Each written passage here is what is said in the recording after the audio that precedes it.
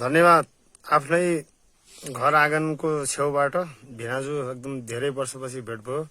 एकदम मुरलीको एकदम धोनमा पुरानै मान्छे पुरानो भए पनि अझै एकदमै नयाँ जोस जागरका साथ मिठो के भन्छ बाँसुरीको धुन बजाउनु भयो। यसमा धेरै खुसी भए। आज भेट पनि भयो र बचपनदेखि बुवाहरूसँग साथ गर्दै आउनु भएको मान्छे आज फेरि आफ्नै घरमा यसो सालासँग भेटघाट गरौँ भनेर आउनुभयो, बाँसुरी बजाउनु भयो। झनै खुसी लाग्यो।